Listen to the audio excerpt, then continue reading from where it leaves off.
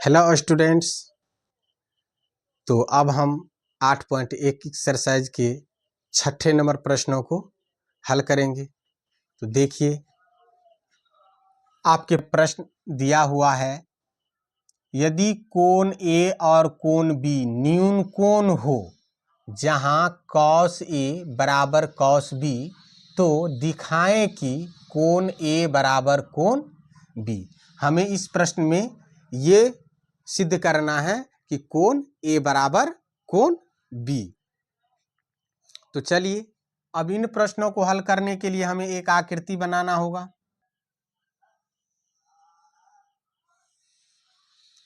अब हमने एक आकृति बना ली और इस आकृति का नाम क्या है? त्रिभुज। कौन सा त्रिभुज? समकोण त्रिभुज। कौन सा त्रिभुज है ये? समकोण त्रिभुज है। अब इसमें जो तीन कोण हैं, इन तीनों कोणों को नाम हम रख देते हैं। तो नाम हमें प्रश्न के अनुसार रखना होगा, क्योंकि प्रश्न में कह रहा है कि कोण ए और कोण बी न्यून कोण है। और हम आप लोगों को बताए हैं कि त्रिभुज में एक कोण जब समकोण हो तो दो जो कोण है वो दोनों कोण क्या होगा? न्यून कोण होगा। तो दोनों कोण ये और कोण ये क्या होगा? न्यून कोण होगा। तो कोण ए और कोण बी न्यून कोण है। तो या तो कोण ए को हम यहाँ लिख सकते हैं, या नहीं तो ए को यहाँ लिख सकते हैं। यदि ए को यहाँ लिखेंगे तो बी को यहाँ लिखेंगे, यदि ए को यहाँ लिखेंगे तो बी को यहाँ लिखेंगे। इस प्रकार से आप लिख सकते हैं। तो चलिए हम इसको ए मान लेते हैं और इसको बी मान लेते हैं। तो ये सी यानी सी कोण इसमें क्या है? समकोण है, क्योंकि प्रश्न कह रहा है कि कोण ए और कोण बी क्या है? न्यून कोण है। तो हमें हल में लिखना क्या है? तो हम हल में इस प्रकार से लिख सकते हैं, माना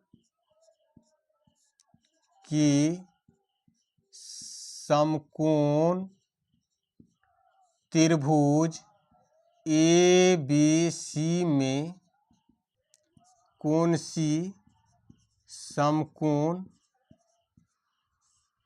तथा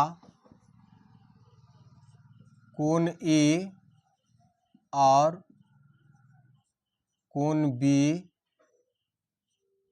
न्यून कोण है। इस प्रकार से हमें लिख लेना है। अब हमें जो दिया क्या है? दिया है cos ए बराबर cos बी। तो प्रश्नानुसार या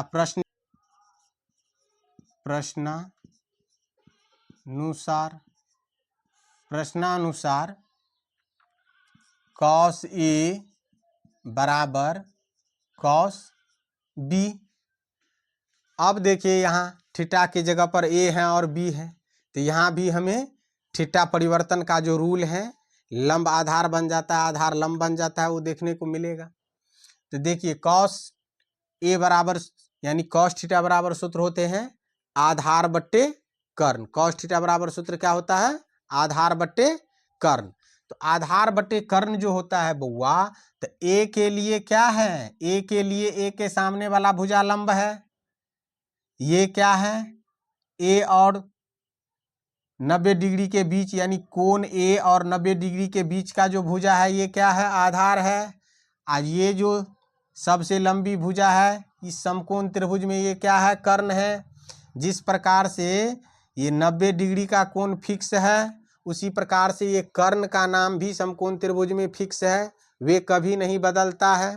थीटा बदलने पर भी केवल लंब और आधार में परिवर्तन होता है, कर्ण में कोई परिवर्तन नहीं होता है। तो ए के अनुसार ये लंब है, ये कर्ण है और ये आधार है। तो cos ए बराबर सूत्र क्या होते हैं? आधार बट्टे कर्ण। तो आधार क्या है ए के लिए? आधार ए सी है।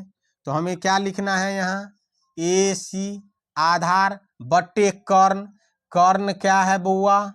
ए और बी है। तो ए और बी लिख देना है बराबर cos बी, फिर सूत्र वही आधार बट्टे कर्ण। लेकिन इस बार देखिए, कोण बी के लिए कोण बी, तो कोण बी के लिए ये क्या हो जाएगा? आधार। अब सामने वाला भुजा हो जाएगा लंब। तो कोण बी के लिए ये क्या है? आधार है। आधार बट्टे कर्ण होता है, तो आधार क्या हो गए? बी और सी, क्योंकि हमें भुजा का मान तो मालूम नहीं है। कर्ण क्या है, ए और बी, ए और बी। अब देखिए दोनों तरफ ए और बी समान है और बराबर में है तो हम कैंसिल कर सकते हैं। अब हमें क्या बच गया, ए सी बराबर बी सी। अब दोनों ओर देखिए कॉमन क्या है, सी कॉमन है, तो इसलिए हमारे पास क्या बच जाता है, ए बराबर बी। अतः हम लिख सकते हैं इसको, अतः कोण ए बराबर कोण B, P R O V E D. इस प्रकार से हम इसको लिख सकते हैं। तो ज़्यादा मुश्किल ये प्रश्न नहीं है। हालांकि इस प्रश्नों को 2-3 तरीके से बनाया जाता है।